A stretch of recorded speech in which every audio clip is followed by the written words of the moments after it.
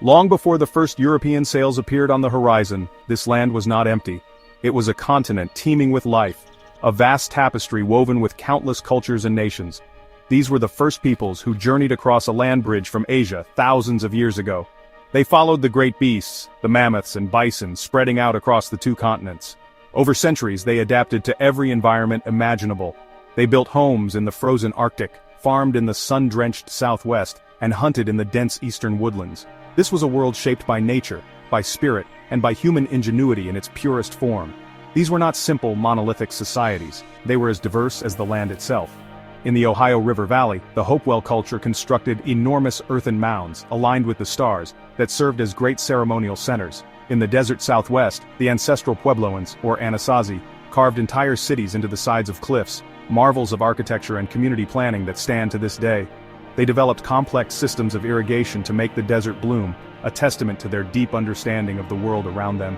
Their societies were rich with art, science, and a profound connection to the cosmos that guided their daily lives.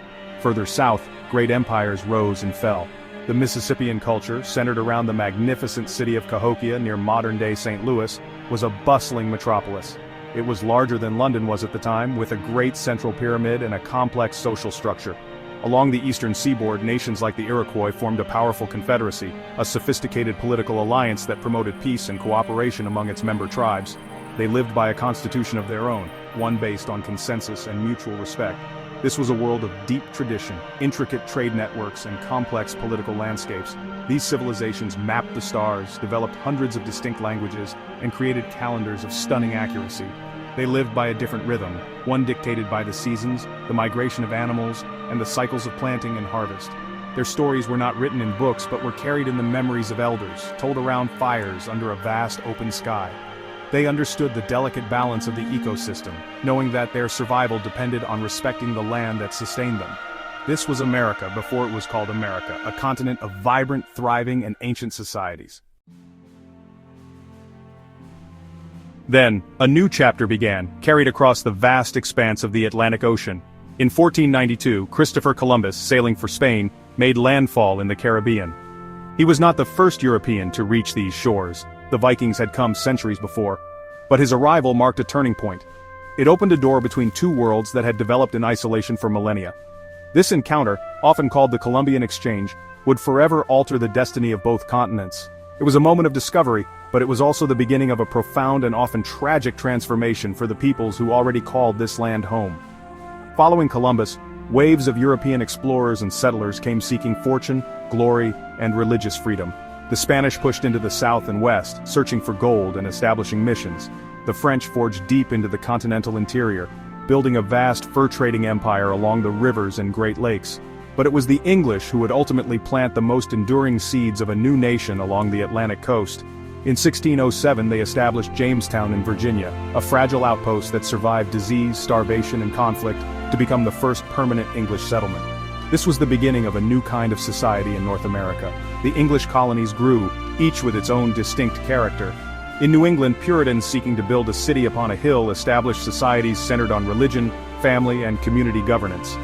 In the southern colonies, the climate gave rise to a plantation economy, dependent on cash crops like tobacco and, tragically, on the labor of enslaved Africans. The first Africans arrived in Virginia in 1619, marking the beginning of a brutal system of chattel slavery that would become a deep and painful contradiction in a land that would later claim to be founded on liberty. The story of America was now being written by many hands, in many languages, and often in blood. This collision of cultures was not a simple story of conquest. It was a complex interaction of trade, cooperation, conflict, and disease. European diseases, to which the indigenous peoples had no immunity, swept through communities with devastating effect, wiping out millions. Yet, native nations resisted, adapted, and negotiated. They fought to protect their lands and their ways of life, forming alliances and engaging in diplomacy. The arrival of Europeans did not erase the continent's first peoples. Instead, it began a long and painful struggle for survival and sovereignty that continues to this very day. The stage was being set for a new kind of conflict, one that would pit the colonists against their own mother country. By the mid-18th century, the 13 British colonies had grown into thriving, bustling societies. They were home to nearly 2 million people, a diverse mix of Europeans, Africans, and their descendants. For generations, they had been British subjects, proud of their English heritage and their rights as Englishmen. They had developed their own economies, their own political institutions, and a unique American identity, forged by the challenges of the frontier. A vast ocean separated them from their rulers in London, and with that distance came a growing sense of self-reliance and independence. They were British, yes, but they were also something new. They were Americans. The relationship began to sour after the French and Indian War, which ended in 1763. Great Britain had won a great empire, but it had also accumulated a mountain of debt. To pay for it, the British Parliament decided to raise money by taxing the American colonies directly. This was a dramatic shift in policy. Acts like the Stamp Act of 1765 and the Townshend Acts imposed taxes on everything from legal documents to tea. The colonists were outraged. Their cry was not about the money itself, it was about a fundamental principle: no taxation without representation. They had no members in Parliament, and they believed that only their own elected assemblies had the right to tax them. Tensions escalated into a series of explosive confrontations. In 1770, British soldiers fired on a crowd in Boston, an event that became known as the Boston Massacre. In 1773, colonists, disguised as Native Americans, boarded British ships and dumped chests of tea into Boston Harbor in what became the famous Boston Tea Party. Britain responded with force, passing a series of punitive laws the colonists called the Intolerable Acts. These acts closed the port of Boston and stripped Massachusetts of its self-government. Instead of crushing the rebellion, these measures united the colonies in their opposition to British rule. The time for petitions and protests was ending. The spark finally ignited into a full-blown fire on April 19, 1775. On the quiet town greens of Lexington and Concord in Massachusetts, colonial militiamen known as Minutemen clashed with British soldiers. The shot heard round the world had been fired. In the months that followed, the Second Continental Congress convened in Philadelphia, creating a Continental Army and appointing George Washington as its commander. On July 4, 1776, they took the final momentous step. They adopted the Declaration of Independence, a bold and eloquent document that declared the colonies to be free and independent states. The war for America's future had begun. Winning the war was one thing. Building a nation was another entirely. The American Revolution was a long and brutal struggle. The Continental Army, under the steadfast leadership of George Washington, faced a formidable enemy in the British military, the most powerful fighting force in the world. The Americans suffered terrible hardships, from the brutal winter at Valley Forge to demoralizing defeats in the early years of the war. Yet, they persevered, driven by the ideals of liberty and a belief in their cause. The tide began to turn with a stunning American victory at Saratoga in 1777, which convinced France to join the war as an ally. The final, decisive victory came in 1781 at Yorktown, Virginia. Trapped by a combined force of American and French troops on land and a French fleet at sea, the British General Cornwallis was forced to surrender. The war was effectively over. The Treaty of Paris, signed in 1783, officially recognized the independence of the United States. The world watched in amazement as a new nation, founded on the radical idea that government derives its power from the consent of the governed, took its place on the world stage. The great experiment in democracy had survived its first test, but its future was far from certain. The first government, established under the Articles of Confederation, proved to be too weak. It created a loose alliance of states, but it lacked a strong central authority to handle the nation's growing problems. The national government couldn't raise taxes, regulate trade, or enforce its own laws. By 1787, it was clear that a new framework was needed. Delegates from 12 of the 13 states gathered once more in Philadelphia, this time to create a new government from scratch. For 4 long hot months, they debated, argued, and compromised, hammering out a plan for a stronger, more stable republic. The result of their work was the United States Constitution, a brilliant and enduring document that has guided the nation for more than 2 centuries. It established a federal system, dividing power between the national government and the states. It created 3 separate branches of government, legislative, executive, and judicial, with a system of checks and balances to prevent any one branch from becoming too powerful. It began with the profound words, "We the people," signaling that the ultimate authority rested with the citizens themselves. With the Constitution as its guide and George Washington as its first president, the United States of America began its journey as a new and untested republic. With the new republic firmly established, the nation's gaze turned westward. The vast, uncharted territory beyond the Appalachian Mountains beckoned. It was a land of immense resources, fertile valleys, and, seemingly endless possibility. This westward pull gave rise to a powerful idea known as manifest destiny. It was the belief that the United States was divinely ordained to expand its borders across the continent, from the Atlantic to the Pacific. And well, this was more than just a desire for land. It was a belief in the superiority of American democracy and institutions, and a conviction that it was the nation's mission to spread them. The expansion began in earnest with the Louisiana Purchase in 1803. President Thomas Jefferson, in a bold and visionary move, bought a massive territory from France that doubled the size of the country overnight. To explore this new acquisition, Jefferson sent Meriwether Lewis and William Clark on an epic expedition. For 2 years, they and their Corps of Discovery journeyed thousands of miles to the Pacific Ocean and back. They mapped the land, documented its flora and fauna, and established contact with dozens of Native American tribes. Their journey opened a gateway to the West and captured the imagination of the American people. Throughout the first half of the 19th century, a steady stream of pioneers, farmers, miners, and traders moved west. They traveled in covered wagons along rugged trails like the Oregon Trail and the Santa Fe Trail, seeking new opportunities and a fresh start. This westward migration, however, came at a great cost to the Native American peoples who already inhabited these lands. The Indian Removal Act of 1830 led to the forced relocation of thousands of Native Americans from their ancestral homelands in the southeast. The tragic journey of the Cherokee people, known as the Trail of Tears, resulted in the deaths of thousands from disease, starvation, and exposure. The drive for expansion also led to conflict with other nations. In 1845, the United States annexed the independent Republic of Texas, which led directly to the Mexican-American War. The American victory in that war resulted in the acquisition of a vast territory that included present-day California, Nevada, Utah, Arizona, and parts of several other states. By 1848, with the discovery of gold in California, the dream of a continent-spanning nation had become a reality. But this rapid expansion had also intensified a deep and dangerous debate. A debate over whether the new territories would be free or slave, a question that would soon tear the nation apart. As the nation expanded westward, the issue of slavery became the single most divisive force in American life. The industrializing North had largely abolished slavery, while the agrarian South had become ever more dependent on it. The cotton gin had made cotton king, and the Southern economy was built on the backs of millions of enslaved African Americans. Every new state added to the Union threatened to upset the delicate balance of power between free and slave states in Congress. A series of compromises, from the Missouri Compromise to the Compromise of 1850, tried to keep the peace, but they only delayed the inevitable conflict. The 1850s were a decade of rising anger and deepening division. The Fugitive Slave Act required Northerners to return escaped slaves, inflaming abolitionist sentiment. The Kansas-Nebraska Act allowed settlers in new territories to decide the issue of slavery for themselves, leading to a bloody prelude to the Civil War, known as Bleeding Kansas. The Supreme Court's Dred Scott decision in 1857 declared that African Americans were not citizens and had no rights. And John Brown's raid on Harper's Ferry in 1859, an attempt to start a slave insurrection, convinced many Southerners that the North was determined to destroy their way of life. The breaking point came with the election of Abraham Lincoln as president in 1860. Lincoln and his Republican Party were opposed to the expansion of slavery into the Western territories.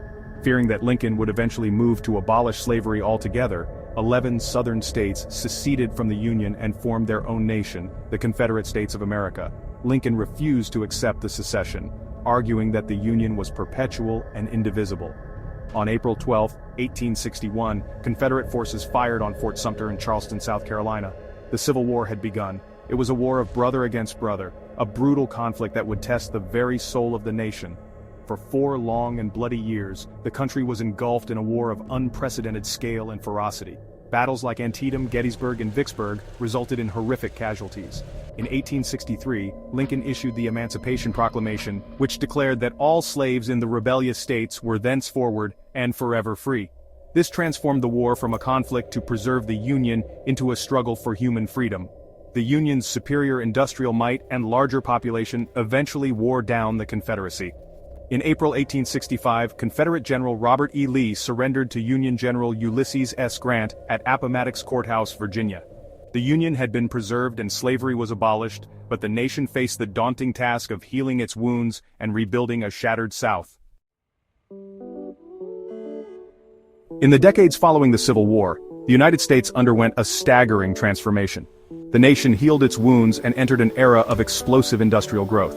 This period, often called the Gilded Age, saw the country change from a largely agrarian society into an industrial powerhouse. Railroads stitched the continent together, carrying raw materials from the west to the factories of the east. Great cities like New York, Chicago, and Pittsburgh swelled with new industries and new people. Steel mills lit up the night sky, oil derricks sprouted from the earth, and the hum of machinery became the new soundtrack of American life. This industrial boom was driven by a wave of invention and innovation. Thomas Edison's electric light bulb turned night into day, and his power plants electrified cities. Alexander Graham Bell's telephone revolutionized communication, connecting people across vast distances in an instant. New processes for making steel allowed for the construction of skyscrapers, bridges, and machines on a scale never before imagined. This era also saw the rise of a new class of industrial titans, men like Andrew Carnegie in steel, John D. Rockefeller in oil, and J.P. Morgan in finance.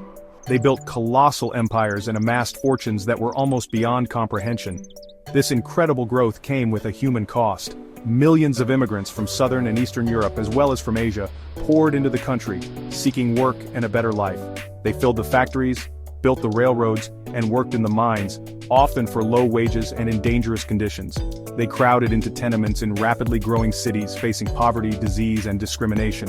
The Gilded Age was a time of great progress and opportunity, but the glittering surface of wealth and innovation often masked deep social problems including child labor, political corruption, and a growing gap between the fabulously rich and the desperately poor. As the 19th century drew to a close, many Americans began to demand reform.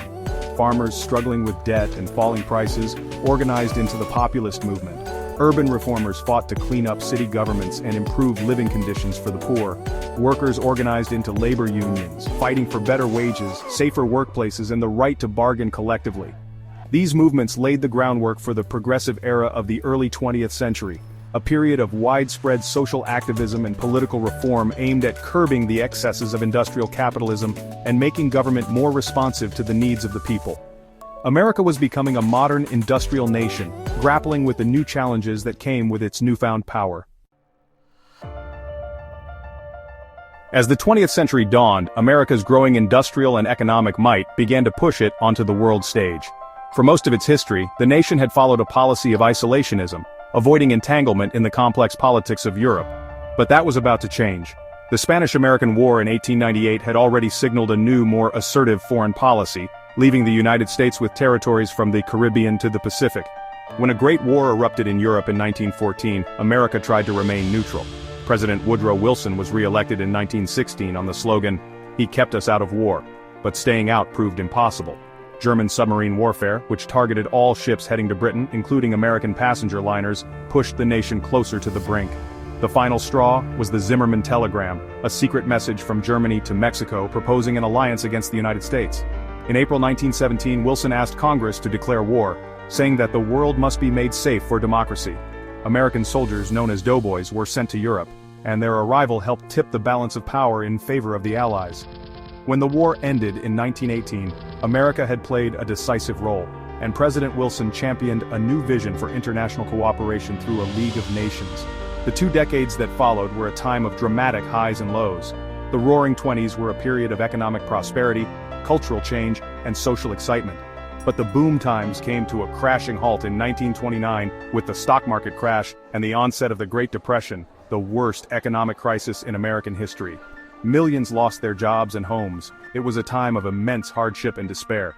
In response, President Franklin D. Roosevelt launched the New Deal, a series of bold government programs designed to provide relief, recovery, and reform. The New Deal fundamentally changed the role of government in American life. Just as the nation was recovering from the Depression, the world was once again plunged into war. The aggressive expansion of Nazi Germany in Europe and Imperial Japan in Asia threatened global peace. America again tried to remain neutral, but the surprise attack on the United States naval base at Pearl Harbor, Hawaii, on December 7, 1941, shattered that isolation. The United States entered World War II, joining the Allied powers against the Axis. The war effort required a total mobilization of the nation's resources. Factories were converted to produce planes, tanks, and ships. Millions of men served in the armed forces, while women entered the workforce in unprecedented numbers. America became the arsenal of democracy, and its power was instrumental in securing Allied victory in 1945. After the victory of World War II, the United States emerged as one of 2 global superpowers alongside the Soviet Union. The alliance that had defeated the Axis quickly dissolved, replaced by a new ideological conflict known as the Cold War. This was not a direct military confrontation but a tense, decades-long struggle for global influence between the democratic capitalist United States and the communist Soviet Union. The world was divided into two camps, separated by what Winston Churchill called an Iron Curtain. This rivalry would dominate American foreign policy for the next 45 years, leading to a massive arms race, proxy wars in places like Korea and Vietnam, and the constant threat of nuclear annihilation. While the nation confronted its enemies abroad, it was forced to confront a deep and long-standing injustice at home. The fight against fascism in World War II had highlighted the glaring contradiction of racial segregation in America. The civil rights movement, which had been building for generations, gained new momentum in the 1950s and 1960s. Led by courageous figures like Dr. Martin Luther King Jr., activists used nonviolent protests, marches, sit-ins, and boycotts to challenge the system of Jim Crow laws that enforced segregation in the South. They demanded an end to discrimination, and the fulfillment of the promise of equality for all Americans. This struggle was long and often violent. Civil rights workers faced intimidation, beatings, and even death. But their courage and moral clarity captured the conscience of the nation and the world. Key moments like the Montgomery bus boycott, the March on Washington in 1963, and the Selma to Montgomery marches in 1965 galvanized public support for change. In response, the federal government passed landmark legislation, including the Civil Rights Act of 1964, which outlawed segregation in public places, and the Voting Rights Act of 1965, which guaranteed African Americans the right to vote. These laws were monumental victories in the ongoing struggle for freedom and justice. The 1960s were a turbulent and transformative decade. Alongside the civil rights movement, there were widespread protests against the Vietnam War, a growing counterculture that challenged traditional values, and a renewed push for women's rights. The nation also reached a new frontier, landing the first humans on the moon in 1969, a stunning technological achievement born out of the Cold War space race. The Cold War finally came to an end with the collapse of the Soviet Union in 1991. The struggle for civil rights, however, continued, as the nation worked to live up to its founding ideals of liberty and equality for all its citizens. As the United States entered the final decades of the 20th century and moved into the 21st, it faced a new set of challenges and opportunities. The end of the Cold War left America as the world's sole superpower, but this new era brought its own complexities. The rise of globalization connected economies and cultures in unprecedented ways, driven by the technological revolution of personal computers and the internet. This new digital age transformed how people worked, communicated, and lived. The economy shifted from one based on manufacturing to one centered on information, services, and technology, creating immense wealth, but also increasing economic inequality.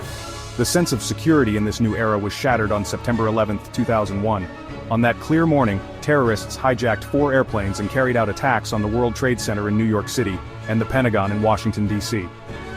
The attacks killed nearly 3,000 people and plunged the nation into a new kind of conflict, the global war on terror. This led to long and difficult wars in Afghanistan and Iraq, as well as profound debates at home about the balance between national security and civil liberties. The 9/11 attacks were a defining moment for a new generation of Americans and reshaped the nation's foreign and domestic policies for years to come. The 21st century has also been marked by significant social and demographic change. The nation has become more diverse than ever before, with growing populations of Latino and Asian Americans enriching the country's cultural fabric. This increasing diversity led to a historic milestone in 2008 with the election of Barack Obama, the nation's first African-American president. His election was a powerful symbol of the progress made since the civil rights movement, a testament to the nation's capacity for change. The century has also seen renewed movements for social justice, including fights for LGBTQ+ rights, which culminated in the legalization of same-sex marriage nationwide in 2015. Today, in 2025, the United States continues to grapple with profound challenges. Deep political polarization divides the nation, economic anxieties persist for many families, and the country faces complex issues like climate change, immigration, and its role in a rapidly changing world. Yet the story of America has always been one of struggle and progress, of confronting its flaws and striving to live up to its highest ideals. It is a story of resilience, innovation, and an enduring belief in the possibility of a more perfect union. The epic saga of America is far from over. Its next chapters are being written right now by every one of its citizens.